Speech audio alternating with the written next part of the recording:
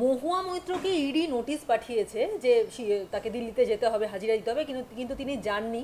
এবং এই বিষয়টা নিয়ে রিপাবলিক বাংলার সাংবাদিক তিনি প্রশ্ন করেছিলেন মহুয়া মৈত্রকে, তাতে তিনি অত্যন্ত ক্রুদ্ধ হন এবং তার সঙ্গে সঙ্গেই সেই মহিলা সাংবাদিক তাকে চড় মারার হুমকি দেন এবং রিপাবলিক বাংলার যিনি কর্ণধার তাকে মিডল ফিঙ্গার দেখান এবং এটা অত্যন্ত অশালীন একটা সংকেত করেন, সেই ব্যাপারটা দেখান।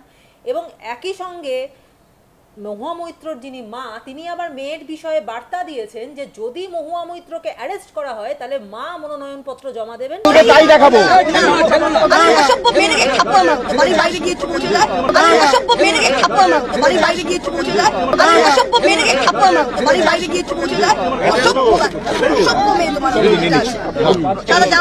বাড়ির মধ্যে এসে মুখের মধ্যে এরকম ঢুকিয়ে দিচ্ছে, মানে কি বলবো তোমায় আমি, বলো দেখেছো তো ভিডিওটা?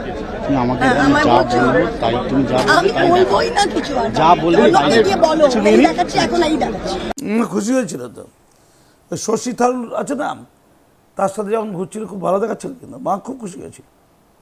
সুন্দর ব্যাপার আর কি। তো আমি খালি বলবো, আপনি যেটা বলছেন ওই কি আঙুল নাকি দেখিয়েছে আর কি সাংবাদিকদের নাকি কি সব মেরেছে না কি করেছে, চট কি বললেন না একটা হুমকি দিয়েছে, হুমকি দিয়েছে, মারেনি ওরা, হুমকি মানে মার, বিরাট ব্যাপার। আচ্ছা 2 পয়সা সাংবাদিকদের তো বারবার দরকার বলুন তো, আপনারা ভেবেছেন নাকি নিজেদেরকে? 2 পয়সার লোক 2 পয়সার মতো থাকবেন, বাড়বেন না বেশি। ওই রকম স্টাইল ইংরাজি বলতে পারবেন আপনি? কাঁচা কি কথা বলতে পারবেন? আপনাকে শশী থারুর পাত্র দেয়? আপনাকে শশী থারুর পাত্র দেয়? दर्शन की হিরানন্দানি, দর্শন হিরানন্দানি, আপনাকে পাত্তা দেয়? দুবাই কত পছন্দ করে আপনি, কি ফালতু একটা ব্যাপার। গর্ব বাংলার। আরে কি আছে ভারতে নাকি একটু গোপন তথ্য নাকি বাইরে বলে দিয়েছে, টাকা তো পেয়েছে, টাকাই সব, টাকা ছাড়া বাকি সব ফাঁকা। তাই বীরাঙ্গনা বলেছে, বীরাঙ্গনা মা বলছে, মা যখন বলেছে নিশ্চয়ই খারাপ কিছু নয়। আর আঙুল বলছেন, ওরা বলতে পারবেন উনি পারেন এটা করতে। এটা মনে হচ্ছে উনি শশী থারুর থেকে শিখেছেন। আরে শশী থারুর তো কিছু টিপস দিয়েছে না বাবা, অভিজাত লোক, অভিজাত, তাহলে ওইটা খুব অভিজাত কাজ তো। আচ্ছা মহিলারা তাহলে ওই মধ্যিখানে আঙুলটা দেখাতে পারে? এই अर्णब गोस्वामी जी आपका क्या हो गया भाई, आपको लड़की लोग ऐसे डिस्टर्ब कर रहे हैं आपको? क्या है यार, लड़की लोग कर दिया, आप माफ़ कर दीजिए, क्या बात है, लड़की लोग का बात है, मगर आप मत कीजिए। अगर आप ऐसे कुछ करेंगे तो आपका नुकसान हो जाएगा, आपको फंसा देगा। अब लड़का है ना, अब गलती किया था, अब पाप किया था, आपको लड़कियों का जन्म लेना जरूर था, क्योंकि आपको हर आदमी इंसल्ट कर सकता, हर लड़की आपको इंसल्ट करेगा, मगर आपको बोलने का कुछ नहीं है। बांग्ला का पॉलिटिक्स ऐसे चलता है। बांग्ला पॉलिटिक्स में क्या होता है, सिर्फ लड़का लोग को लड़की लोग इंसल्ट करेगा, अंगली दिखाएगा, गंदा गंदा और कुछ दिखाएगा, मगर लड़की लोग को लड़का लोग कुछ नहीं बोल सकेगा। दिलीप को जैसा बोला था वो नहीं बोल सकेगा। ये बांग्ला का पॉलिटिक्स होता है। अब थोड़ा सोच समझ के रहिए, आपको और भी गाली दे रहा है तो अब चुप रहिएगा एकदम। लड़का है ना, दोस्त क्या, लड़का बनना है, लड़की बनना चाहिए था, मोहम्मद बनना चाहिए था आपको। Thank you. যে মেদিনীপুরের যে ঘটনা ঘটেছে, যে 2022 সালে একটি বোমা বিস্ফোরণ হয়েছিল এবং সেটা তদন্ত করতে এসেছিল এনআইএ, এবং সেখানে দাঁড়িয়ে এনআইএ আক্রান্ত হলো গ্রামের মহিলাদের হাতে। এবং এই বিষয়টাকে একটা কেন্দ্রীয় তদন্তকারী সংস্থা যেরকম আক্রান্ত হয়েছিল সন্দেশখালিতে, সেরকম এখানেও আক্রান্ত হলো। এবং এইখানে ভূপতিনগরের এই ঘটনার পরে মুখ্যমন্ত্রী মমতা বন্দ্যোপাধ্যায়ের পুরোপুরি যে বিবৃতিগুলো আমরা শুনলাম সেটা সম্পূর্ণ উস্কানিমূলক। কারণ আমরা দেখতে পাচ্ছি তিনি বলছেন যে ভূপতিনগরে বিস্ফোরণের তদন্তে এনআইএ কাউকে জানিয়ে গিয়েছিল কি, সেখানকার লোকাল থানাকে কেন জানিয়ে যায়নি, মধ্যরাতে গিয়েছে, মহিলাদের সঙ্গে দুর্ব্যবহার করেছে, তাহলে মহিলারা কি হাতে শাঁখাপলা পরে বসে থাকবে, মাথায় ঘোমটা দিয়ে বসে থাকবে? মহিলারা কি সেখানে অ্যাকশন নেবেন না?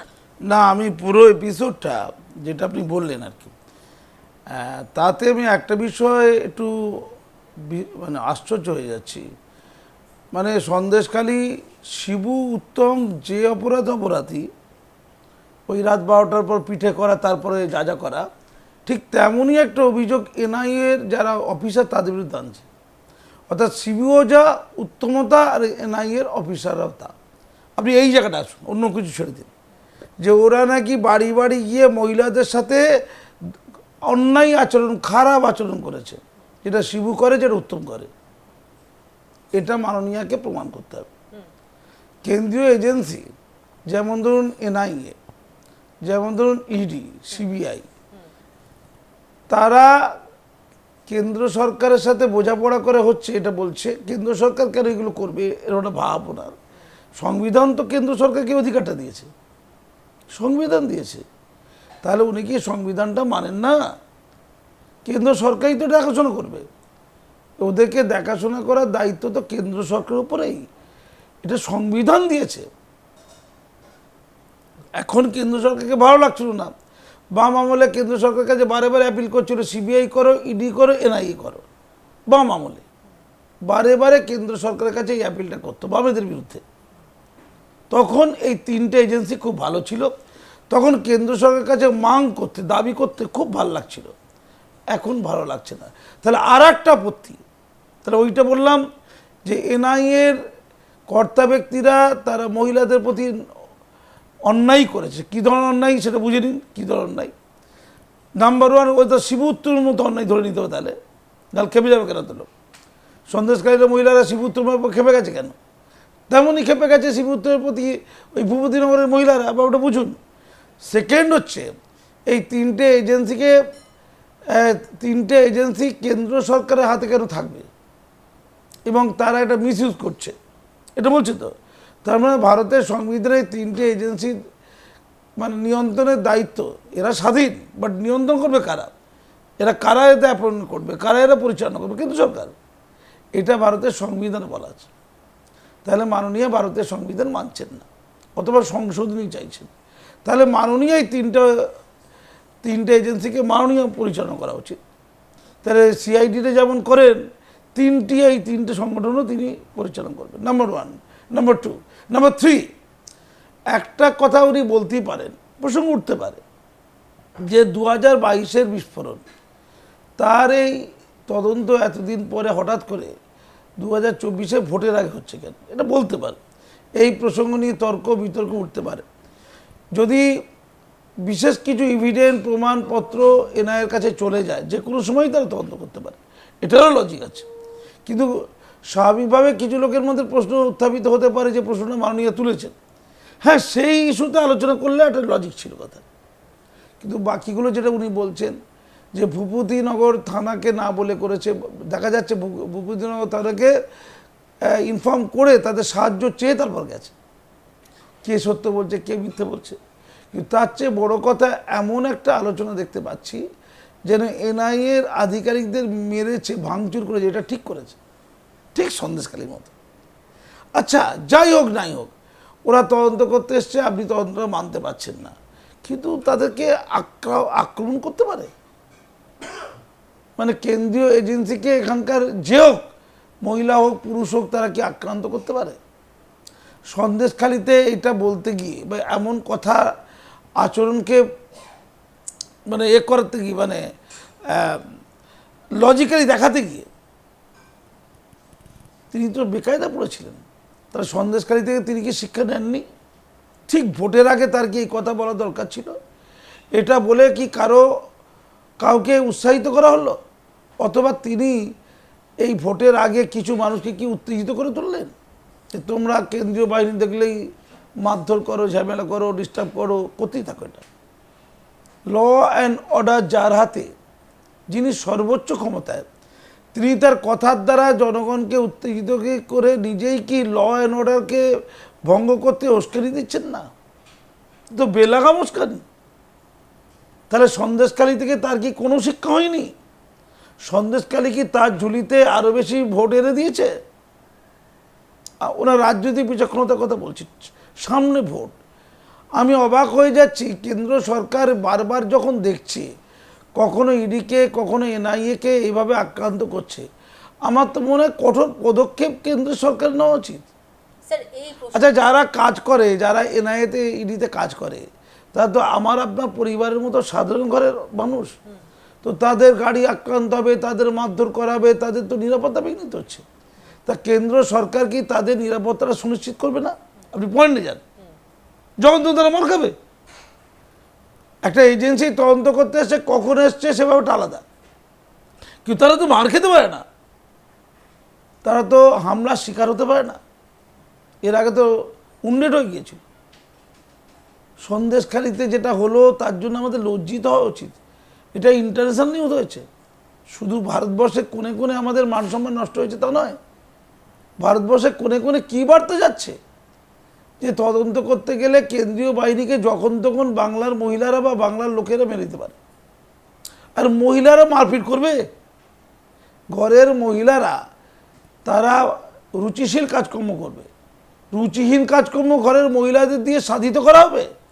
এটা কি বাংলার গৃহবধূদের কালচার হবে নাকি?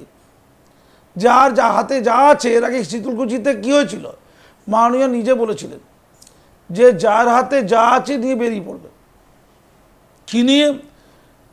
ঝাঁটা নিয়ে, লাঠি নিয়ে, বা কিসব আছে, খুন্তি নিয়ে, হাতা খুন্তি নিয়ে, হাতা খুন্তির অস্ত্র।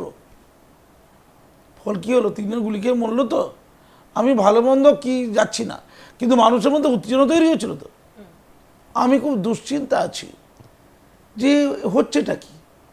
এনআইএ গেছে, তারা তদন্ত করবে, তারা যদি কোনো বেআইনি কাজ করে থাকে তার বিরুদ্ধে আইন আছে, আদালত আছে, পুলিশ আছে, তার বিরুদ্ধে পদক্ষেপ হবে। যদি কোনো এনআইএর অফিসার দুষ্কর্ম করে থাকে, আইন আদালত নেই, রাজ্য পুলিশ আছে তো, সেই বিষয়ে সেই সব মহিলারা গিয়ে থানায় ডায়েরি করবে, থানা ওই অফিসার বিরুদ্ধে কোর্টে বিভিন্ন ধারা দিয়ে কোর্টে তাকে তার বিরুদ্ধে মামলা করবে। নর্মাল পদ্ধতি, নাকি জনগণ মেরে দেবে? স্যার, এটা একটা ভ্যালিড পয়েন্ট আপনি বলছিলেন, এবং এই প্রসঙ্গেই মানে যে প্রশ্নটা বারবার আসছে যে মুখ্যমন্ত্রী প্রশ্ন তুলছেন যে কোন অধিকারে এনআইএ এই কাজটা করলো, এবং একই সঙ্গে তিনি কাঠগড়ায় তুলছেন বিজেপিকে, বলছেন যে বিজেপির যা নোংরামো, কোট আনকোট নোংরামো, এই নোংরামোকে সাপোর্ট করছে এনআইএ, তাই বিজেপির হয়ে কাজ করছে এনআইএ। না, ভূপতিনগরে যে বিস্ফোরণটা হয়েছিল ম্যাডাম, ওটা কেন হয়েছিল? এই সুরাহা কি আপনি করেছেন? আপনাদের রাজ্য পুলিশও তো আছে, গোয়েন্দা বিভাগ আছে। বিস্ফোরণ তো এমনি হয়ে যাবে না, কিছু তো হয়েছিল। তো সেই বিস্ফোরণটার সুলুক সন্ধান, কে পাপী, কে অপরাধী, কি কারণ, এটাকে তদন্ত করার দায়িত্ব থেকে এনআইএকে যে বিপুল টাকা দিয়ে রাখা হয়েছে, এই জন্যই তো দেশের সুরক্ষার প্রশ্নে তাদেরকে দায়িত্বশীল করা হয়েছে। সেই কাজটাই এনআইএ করলে তাদেরকে বিজেপির সাথে গুলিয়ে দেওয়া হবে? মানে দেশে বিস্ফোরণ হোক, মানে দেশে যত্র বিস্ফোরণ হয়ে যাক, এনআইএ চুপ করে বসে থাকবে হাতে চুরি করে। আপনি কি এটা চাইছেন নাকি? আপনি চাইছেন গোটা বাংলাটা বারুদের স্তূপের উপরে দাঁড়িয়ে থাকুক, আর এনআইএ হাতে চুরি পরে ঘরে শুয়ে থাকুক? হাতে চুরি বললে আবার রাগটা হয় আর কি, মহিলাদের দুর্বল বলা হয়। আচ্ছা, আপনি চুরিটা যেটা বলছেন, পুরুষরা তো চুরি পরছে আজকাল, মানে একটু শক্ত চুরি পরছে, কাঁচের নয়, এটা অন্য চুরি পরে।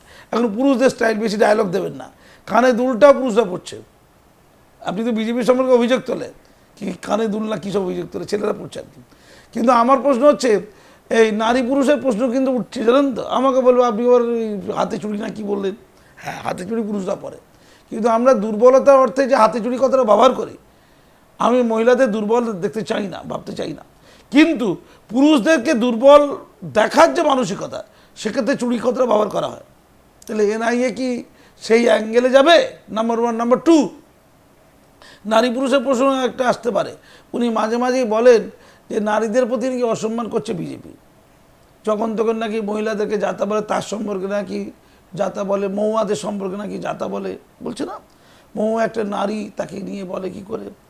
তো আমি মাননীয়াকে একটা কথা মনে করিয়ে দিই, আপনি এটা আগুন নিয়ে খেলছেন মনে হয়। আপনি কি মনে করেন শুধু নারীদেরই মর্যাদা আছে? প্রসঙ্গ করে মনে পড়ে গেল, ওই চুরির কথা বললাম তো, মনে পড়ে গেল পুরুষদের কোনো মর্যাদারে। আমি অমিত শাহর কথাই আসি, বেশি দূর যাচ্ছি না।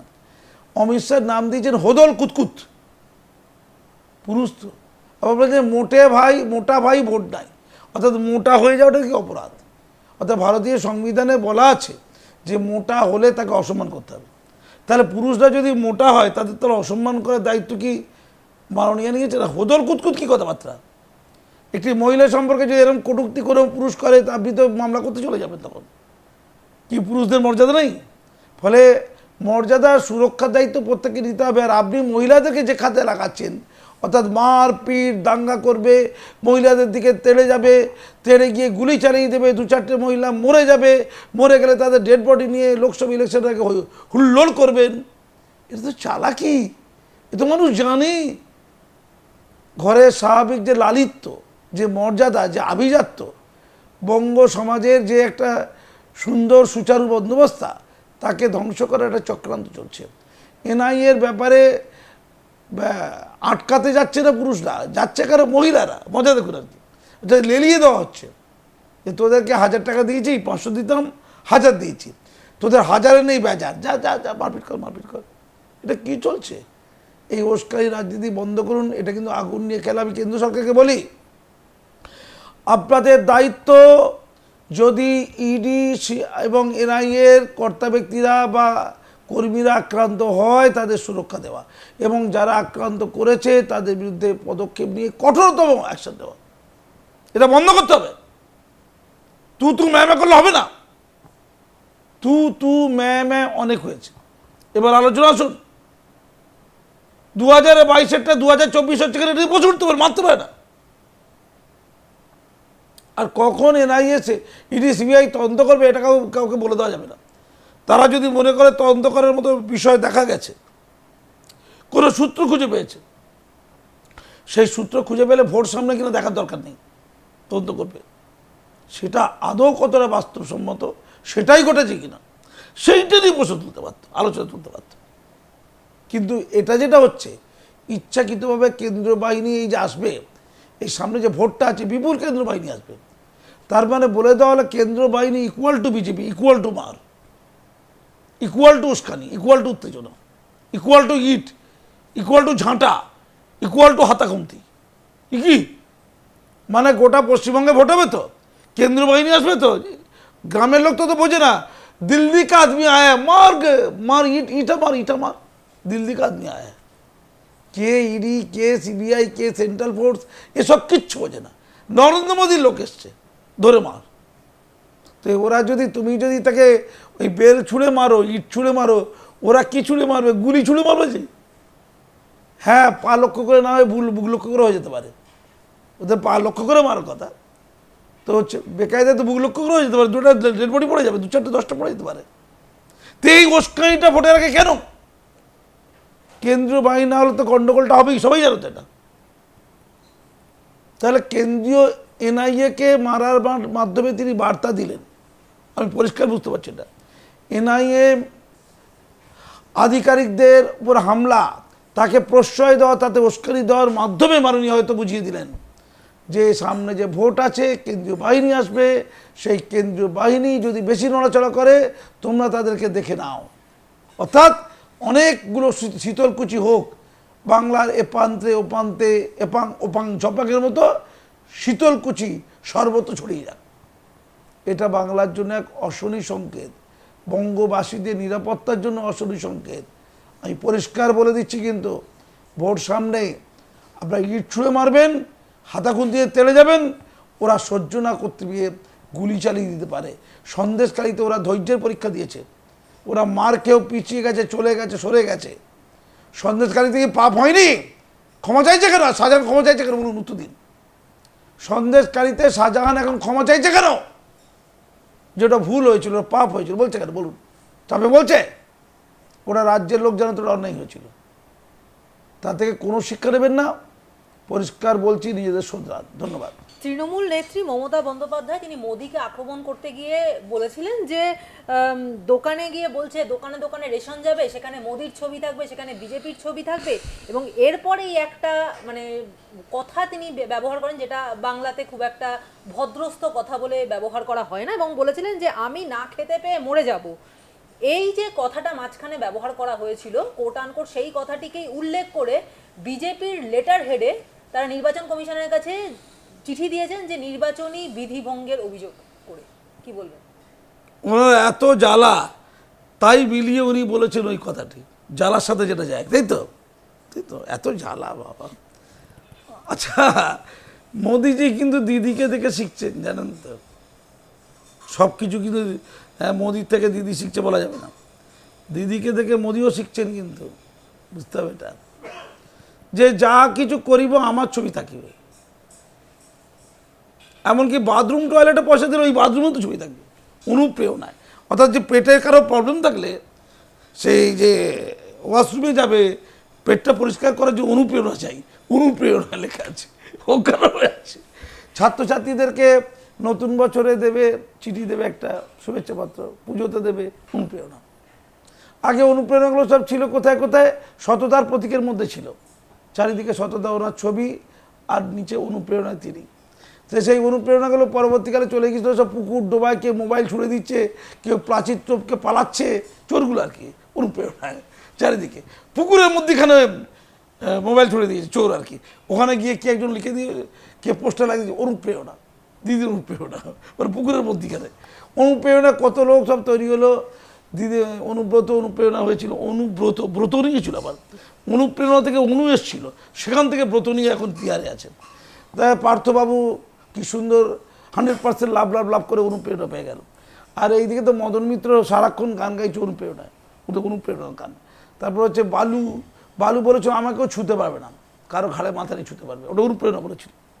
তো প্রত্যেক জায়গায় ছবি, কন্যাশ্রী, যুবশ্রী, লক্ষ্মীর ভাণ্ডার থেকে যত স্বাস্থ্য সাথী, শ্রী আর ভাণ্ডার আছে, মাননীয় ছবি যারা যদি এইসব হয় রে বাবা, মেয়েরা লাল করে দেবে।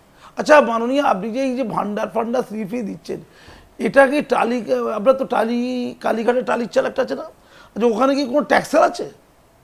ওই টাকাটা আসে কোথেকে বলুন তো, দিন ও তো আমার টাকা।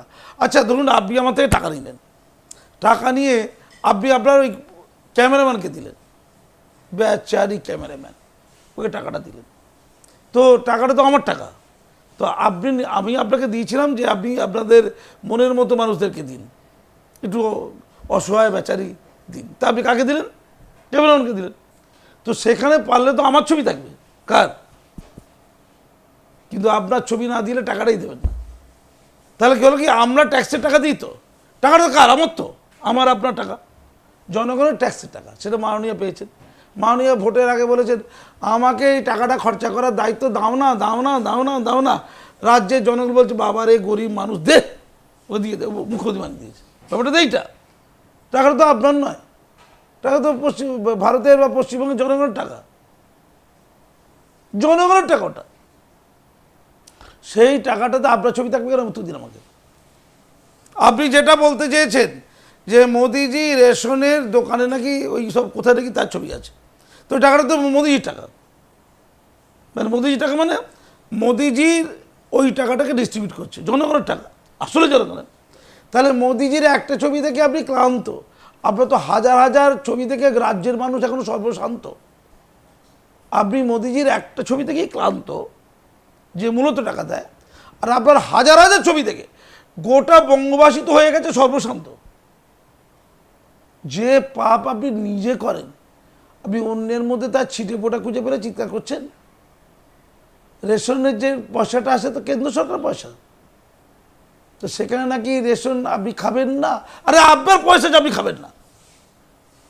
গ্রাম বাংলার অসহায় লোক যারা 500 টাকার জন্য পাগলা হয়ে থাকে, তারা সপ্তাহে সপ্তাহে রেশনের মাল নেবে না? আপনার মতো তারা সব ধনী নাকি? আপনি তো সব দান করে দেন। আপনার আগে আর্থিকতা খুব খারাপ ছিল, এখন মুখ্যমন্ত্রী হওয়ার পর যত টাকা সব দান করে দেন, তারপরেও তো আপনি ধনী। দিদি আপনি কিন্তু ধনী, আপনার প্রচুর টাকা আছে এবং গুণের জন্য আছে। আপনার বই লিখে আসে, কবিতার বই, প্রবন্ধের বই, আপনার ছবি এঁকে, আপনার নাটক লিখে, আপনার এখন গান টানও তো লিখছেন, গানের সুর দিচ্ছেন, গানও তো গেয়ে ফেলেছে মনে হচ্ছে, ইন্দ্রনীলের সাথে কার সাথে গান টান গেয়েছে, অ্যাডভোকেটও পারতেন। ফলে আপনার এই প্রচুর জায়গা থেকে আপনি গুণী মানুষ হিসেবে যে টাকাটা সংগ্রহ করেন, সেই টাকাটাতেই আপনি নিশ্চয়ই ছবি টবি সব করছেন, ধরে নিচ্ছেন কি, মানছি, এটা মানছি আমি। তো আপনার চলে যায়। কিন্তু পশ্চিমবঙ্গের মানুষ যারা রেশনের খাবারের উপর নির্ভরশীল, রেশনের অল্প মূল্যের চাল ডালের উপরে, গম আটার উপরে নির্ভরশীল, চিনির উপর নির্ভরশীল, ডালের উপর নির্ভরশীল, আপনি তাদের মুখের গ্রাস খেয়ে নেবেন শুধু মোদির ছবি আছে বলে? মানে আপনি কোথায় আছেন আপনি ভাবুন। মানে মোদির ছবি আছে তাই দিদি বলছে আমি তোর রেশন দোকানের রেশন নেব না, ওই জ্বালা, ওইরকম একটা কি শব্দ দিয়েছে, তাই তো? জ্বালা জায়গায় একটা অন্য সুন্দর কথা দিয়েছেন আর কি, গালাগাল বলতে দিয়েছিলাম। সাবাস, তা আপনাকে ফলো করবে 11 কোটি বঙ্গবাসী, যারা 500 টাকার জন্য পাগলা হয়ে থাকে রাস্তাঘাটে, এখন 1000 করেছে নাকি? আপনি কেন বলছেন এটা?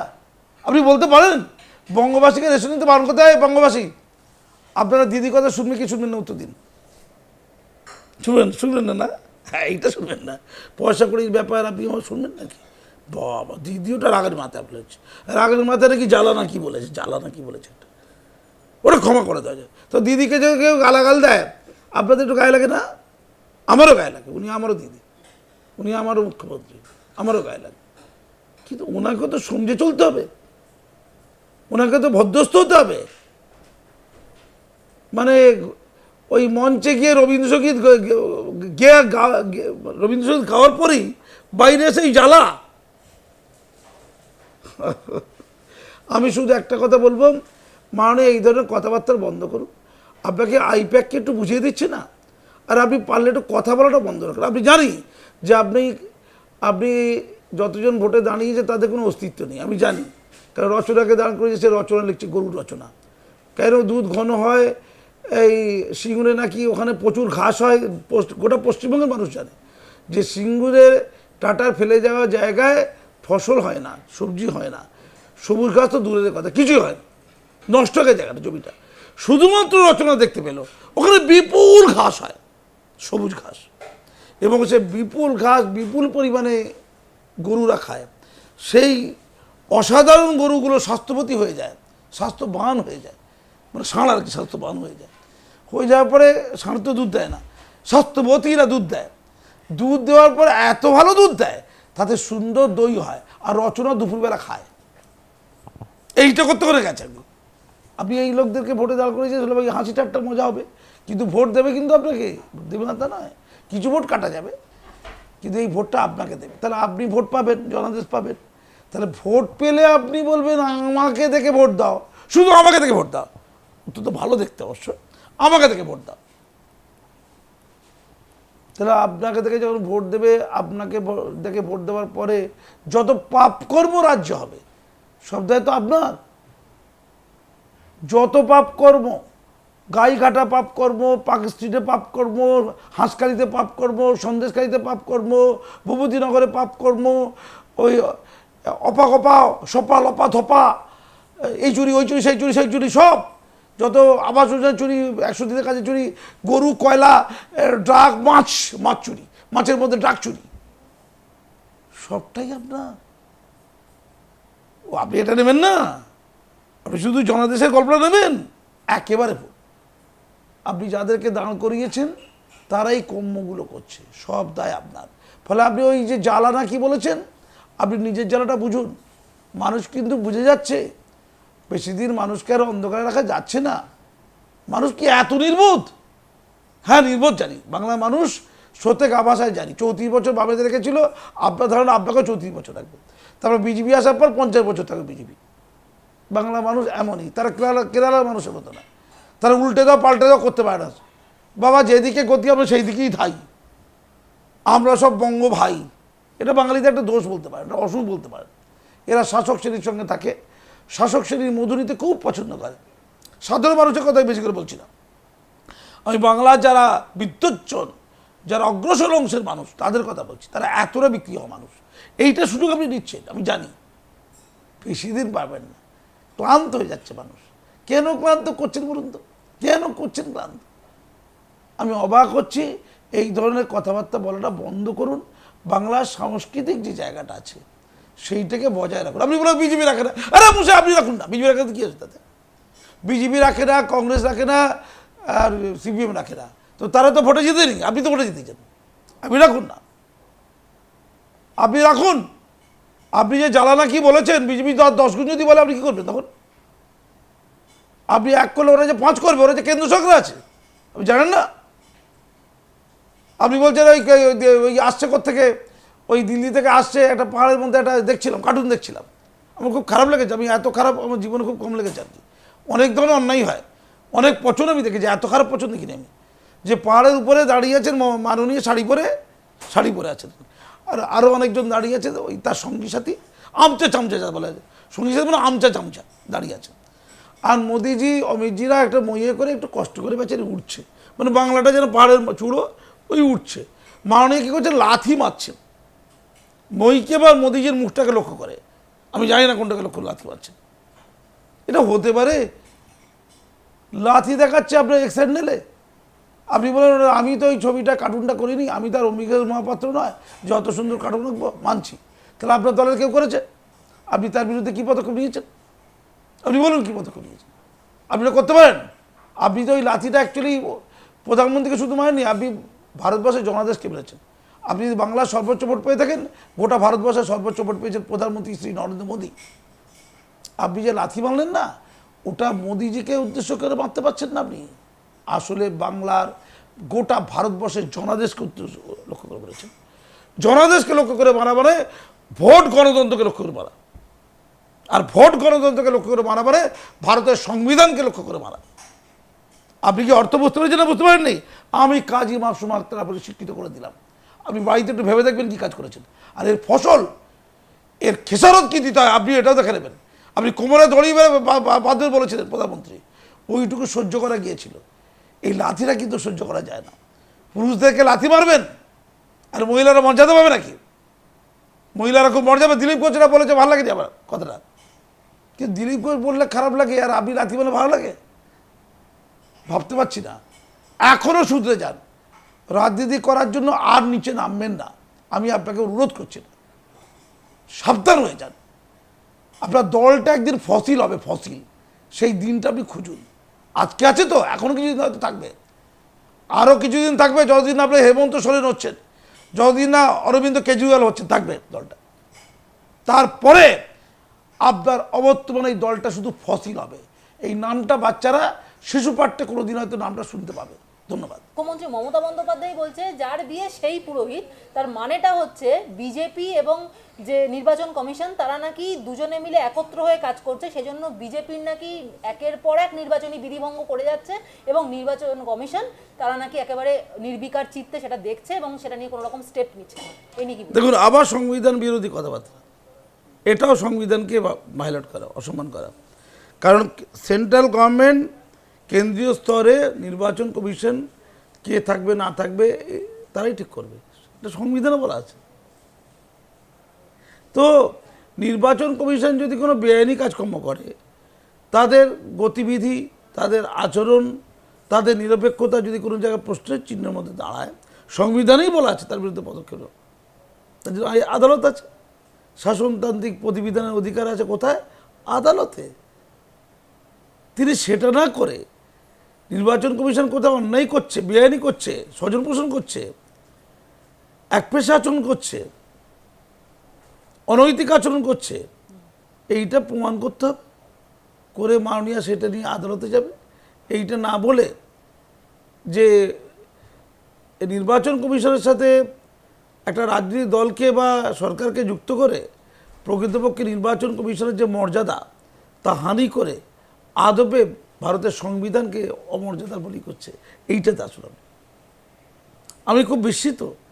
আর কত খারাপ কথা হতে পারে, কিছুই নেই নাকি? আচ্ছা, আমি আইন আদালতে বুঝি না, এটা নিয়ে মামলা হয় না কেন, পদক্ষেপ নেয় না কেন? আমরা তো নির্বাচন কমিশনের বিরুদ্ধে, কোর্টের বিরুদ্ধে বললে, জাস্টিসের বিরুদ্ধে বললে অনেক কিছু পদক্ষেপ হয়ে যেতে পারে, তো কিছু হয় না কেন বুঝতে পারছেন? ঠিক আর কি, আমার মাথায় কিন্তু এগুলো আসে না। কল্যাণবাবু এই জাস্টিস গাঙ্গুলি যখন জাস্টিস ছিলেন, কি কথা নয় যেটা বলেনি, এমন কিছু নেই খারাপ কথা যেটা বলেনি। পরে যখন তিনি জাস্টিস থেকে চলে গিয়ে রাজনীতিতে গেলেন, কত খারাপ কথা বলেছেন। জাস্টিস থাকাকালীন, এক্স জাস্টিস হয়ে যাও কালীন, বলা যায় একটা জাস্টিস সম্পর্কে? এক্স জাস্টিস হয়ে পলিটিক্সে এলে তার তো একটা মর্যাদা আছে। তাহলে ভারতে যত রাষ্ট্রপতি, উপরাষ্ট্রপতি, যত প্রধানমন্ত্রী এই যারা এক্স হয়ে গেছে তাদের সম্পর্কে যা তা বলা যেতে পারে, চরিত্রপতি যা তা বলা যেতে পারে। তাদের চরিত্র নিয়ে যদি মিথ্যে কথা হয়, ধরুন কারোর সমস্যা আছে, সেটা বলে লজিক আছে, যদি প্রমাণ করতে না পারে, আমি অবাক হয়ে যাচ্ছি। কারো যদি নির্দিষ্ট অভিযোগ থাকে এবং যেটা সত্য প্রমাণিত হয়, সেটা নিয়ে আলোচনা উঠতে পারে, কিন্তু মানে একেবারে ভিত্তিহীন কথা বলে দেবে। আমি আপনাকে যেটা বলতে চাইছি, আমি খুব উদ্বেগে আছি যে হচ্ছেটা কি। এর ফলাফল কোথায়, এর সমাধান কোথায়? আমরা সমালোচনা করে সমাধান তো করতে পারবো না। আমি বঙ্গবাসীকে যেমন বলবো, আমি তৃণমূল পার্টির যারা নেতৃত্বে আছে মমতা ব্যানার্জি ছাড়া বলছি, তাদেরকে বলি, মাননীয়ার বয়স হয়েছে। আমি অনেক আগে বলেছিলাম ভোটের সময় ওনার অসুখ বিসুখ হয়, এর আগে যখন পায়ে চোট হয়েছিল, যে দিনে হয়েছিল শুনলাম নাকি, আমি ঠিক জানি না, ওনার মাথার অ্যাক্সিডেন্টও সেই দিনই হয়েছে, একই দিনে হয়েছে, 2021 আর 2024 একই দিনে হয়। অঙ্ক কষে হচ্ছে নাকি সব, আমি জানি না ব্যাপারটা কি, এটা বলতে পারবো না। ওনার যে মাথায় একটু সমস্যা আছে, মানে চোটটা বলছি না, ভেতরে অনেক লোকই বলছে, এটা ছোটো ছোটো বাচ্চারাও বলছে যে কেন ডাক্তার দেখাচ্ছে না। এই গরমের সময় এত টেনশন, 42টা কেন্দ্রেই তিনি প্রার্থী, একজন পাচ্ছে না। রচনা এই দুধের ঘনত্ব নিরূপণ করছে, আর ওইদিকে সুজাতা সে লোকের বাড়ি বাড়ি গিয়ে ভণ্ডামি করছে, পাগলামি নষ্টামি নোংরামির শেষ সীমা চলে গেছে সব। তো মাননীয় তো টেনশন, তাহলে 42টা কেন্দ্রে তার দল কি করবে সেটা টেনশন, তারপর যে গরমের টেনশন, তারপর যে হেরে যাওয়ার সম্ভাবনা রয়েছে ওই জায়গা তার টেনশন, তারপর বয়সের টেনশন, তারপর হচ্ছে আত্মম্ভরিতার টেনশন, আমি একটা হনু, আমি সব, এই এতগুলো টেনশন মাথা নিতে পারে? আমি পরিষ্কার বলছি, এই কথাবার্তা এমন অপ্রয়োজনীয় আচরণ বাড়বে। তাই ডাক্তার দেখানো উচিত, ওনাকে শান্ত রাখা উচিত, ওনাকে একটু বাড়িতে বিশ্রাম দেওয়া উচিত। ধন্যবাদ। স্যার, এই যে মুখ্যমন্ত্রী মমতা বন্দ্যোপাধ্যায় তিনি একটা মানে বক্তব্য পেশ করেছেন, তিনি বলছেন যে আমাদের দল থেকে যাদেরকেই তাড়িয়ে দেওয়া হয়, যারা আমাদের দল থেকে বের করে দেওয়া হচ্ছে, তারাই বিজেপির সম্পদ হয়ে উঠছে, কি বলবেন? আচ্ছা ম্যাডাম, আপনাকে বলি, আপনি চোরদেরকে ধরুন, আরও চোর আছে, যে চোরগুলোকে ইডিফিডি ধরেছে বাদ দিন, অনেক চোর চুপ করে বসে আছে, ঘাপটি মেরে বসে আছে। আপনি তাদেরকে তাড়িয়ে দিয়ে বিজেপিতে সমস্ত লোক যত আছে না, চোরের একটা গোষ্ঠী করে দিই বিজেপিটাকে, দেখবেন বিজেপির প্রতি মানুষের আসক্তি কমে যাবে। আপনি তো দাঁড়াচ্ছেন না, ইডি ধরে লকআপ টকআপ করছে, ভয় পাচ্ছে, কেউ বেরিয়ে আসছে। আপনি এটা বলছেন তো, লকআপের ভয়ে, ইডির ভয়ে কেউ কেউ হয়তো পাল্টি খাচ্ছে, আবার তারা আবার বিজেপিতে চলে যাচ্ছে।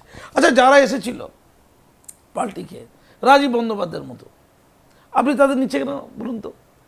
সব্যসাচীদের মতো আবার নিয়েছেন কেন? অর্জুন তো চলে গিয়েছিল, অর্জুন তো খারাপ ছিল, চোর ডাকাত গুন্ডা মস্তান, আপনি তো নিয়েছিলেন।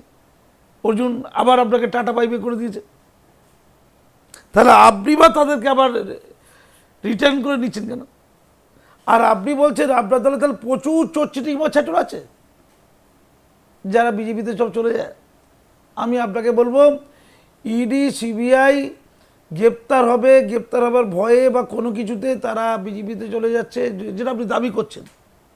তার আগে আপনি জেলা রাজ্য স্তরের, জেলা স্তরের, ব্লক স্তরের, পঞ্চায়েত স্তরের যতগুলো আপনাদের নেতা চোর চিটিং বা ছাটর আছে, আপনি জানেন তো, তাদের সবাইকে চেনেন, আপনি আগে বের করে দিন, আপনার লাভ আছে। কিন্তু তাতে জনগণের কাছে ধারণা হবে যে আপনি স্বচ্ছ লোক, অস্বচ্ছ লোককে রাখেন না। আপনার বাড়ি থেকে তাহলে টাকা বের করে দেবেন, বাড়িটা বাদ দেবেন না। বার ধরুন আপনার বাড়ির মধ্যে এরকম অবৈধ লোক আছে, আপনার ভাই তো আপনার সম্পর্কে কী একটা হচ্ছিল, তার সাথে নাকি কার একটা ভালো সম্পর্ক আছে, সেই অনুরাগ ঠাকুরের নাকি অনুরাগ হয়েছিল তার প্রতি, তার নাকি অনুরাগের ছোঁয়া লেগেছিল। আপনারই তো ভাইটাই কি শুনেছিলাম, আপনি তো বলেছিলেন কুলাঙ্গার, ওকে ত্যায্য ভাই করে দিলাম নাকি, নাকি ওর খাই খাই খাই ওই লোভ খুব আপনার বাড়িতে তো আছে। আপনি ওই ভাইপোটা পাবেন না, ভাই ভাই আরও পোটো সব আছে, কী সব, আপনি বাড়ি থেকে শুরু করুন, এই শুদ্ধিকরণের কাজটা বাড়ি থেকে শুরু করুন, তাহলে দেখবেন মানুষ আপনাকে গ্রহণ করছে। এবং কাঁদুন, ক্ষমা চান যে আমার দলে আমি সততার প্রতীক, চারিদিকে অসততা, অন্যায়, পাপ, ঘৃণা, চারিদিকে শিবু উত্তম, আর পিঠে রাত 12টা চারিদিকে, বলে আপনি ক্ষমা চাই, কেঁদে ফেলুন, হাউ হাউ করে কাঁদুন জনগণের কাছে হাত ধরে, এইভাবে হাত জোড় করুন, মাফ করে দাও বাংলার জনগণ, দীর্ঘ 12-13 বছর তোমরা আমাকে ক্ষমতা দিয়েছিলে, সেই বিশাল প্রতাপশালী বামেদের হারিয়ে আমার উপর আস্থা রেখেছিল, আমি আস্থা মর্যাদা দিতে পারিনি বাংলার জনগণ। আমার চারিদিকে শুধু লুটেরা রাজ, চিটিংবাজ, গুন্ডা বদমাস, চারিদিকে নোংরামি, নষ্টামি, ভণ্ডামি, আমারই লোকজন তারা, তাদেরকে আমি খুঁজেছি, তাদের বহিষ্কৃত করেছি। দেখো দেখো দেখো দেখো ওরা বিজেপিতে কি বসে যাচ্ছে, দেখো দেখো দেখো দেখো। আমরা বিজেপিকে ধরবো, তখন বিজেপিতে বসে গেলে আমরা কি ছেড়ে দেবো নাকি? বিজেপিকে ধরবো, ওখানে জড়ালো ওখানে ধরবো কি? কিন্তু তখন আপনি বলতে পারেন দেখো দেখো দেখো, বিজেপি ওই ওই চলে যাচ্ছে, পুলিশ ধরছে, শেষ স্ট্রিটে চলে, এই দেখো দেখো, ধর ধর। ক্ষমা চাইবেন, শুধু তাড়িয়ে দিলে হবে না, ওদের জেলে ঢোকাতে হবে, নাহলে বিজেপি নিয়ে নেবে। আপনি তো বলছেন বিজেপি নিয়ে নেন, ওদের ধরবেন, জেলে ঢোকাবেন। চুরি করে, চামারি করে, খুন করে, ধর্ষণ করে বিজেপি চলে যাবে নাকি? সিপিএম চলে, সিপিএম যাবে না, বিজেপিতে যাবে ক্ষমতাশালী মধু পায়। আপনি তো বুঝিয়েছেন, ওদেরকে শিখিয়েছেন, যেখানে যেখানে মধু, যেদিকে মধু যায় আমার লোকেরা সেদিকে ধায়। তো মধু এখানে নেই, বিজেপির কোথায় মধু পেয়েছে দিয়ে গেছে, আপনি তো মধুর সন্ধান দিয়েছেন আপনি। তাই আপনি ক্ষমা চেয়ে নিয়ে ওদেরকে জেলে ঢোকান, আপনি ওদের বাঁচুন। আর বঙ্গবাসীর কাছে এই পাপের জন্য প্রচণ্ড কেঁদে ক্ষমা চান, এমনি উদ্ধত ক্ষমা করে দেন এরম বললে হবে না। পাপ করিয়াছি, ভুল বুঝিয়াছি, আমায় ক্ষমা করো প্রভু, আমার প্রভু বাংলার জনগণ ক্ষমা করে দাও। এইটা করলে দেখবেন প্রচুর মানুষ আপনার সঙ্গে আসবে। আপনি এইটা চান না, উদ্ধত দেখাবেন না, সত্যের অপলাপ করবেন না, কথা বিকৃত করবেন না, চোরকে ছাপাই দেবেন না, লুটেরা খুরি ধর্ষকদেরকে রক্ষা করতে যাবেন না। পাপকে পাপ বলুন, পুণ্যকে পুণ্য বলুন। বলুন আজকে যেটা ভূপতিনগরে হয়েছে, এনআইএর উপর আক্রমণ, ওটা অন্যায়, কেউ আইন হাতে তুলে নিতে পারে না, অন্যায়, এটা বলুন। তাতে আপনার ভাবমূর্তি ভালো হতো। 4টে লোক যারা হামলা করেছে তাদের চেয়ে 11 কোটি মানুষের কাছে আপনার ভাবমূর্তি ভালো যেত। হ্যাঁ, আপনার পুলিশ কি দিয়ে তাদেরকে গ্রেপ্তার করা দেখতেন, বিজেপি এটা নিয়ে রাজনীতি করতে পারতো না, সিপিএম পারতো না, কংগ্রেস পারতো না। এখন তারা রাজনীতি করবে এটা নিয়ে, পরিষ্কার বলে দিচ্ছি। ভোটের আগে ছেড়ে দেবে কেন তারা? আপনি সিএ নিয়ে রাজনীতি করার চেষ্টা করছেন, আগে মুসলমান ধরছিলেন, এখন মুসলমানের তেমন ভয় পাচ্ছে না, এবার আপনি বন্ধুদের ধরছেন, উপর বাংলা থেকে আসা মানুষদের ধরছেন, হিন্দুদের ধরছেন, এখন ভয় দেখিয়ে দিচ্ছেন। এ তো রাজনীতি। তো বিজেপি ছেড়ে দেবে কেন? আপনি এনআইএকে মারবেন, ইডিকে মারবেন, তারা ছেড়ে দেবে? ছেড়ে দেবে কেন? সিপিএম ছেড়ে দেবে কেন? কংগ্রেস ছেড়ে দেবে কেন? আপনার ক্ষতি হচ্ছে, এই ক্ষতির দিকে আপনি যাবেন না। ধন্যবাদ।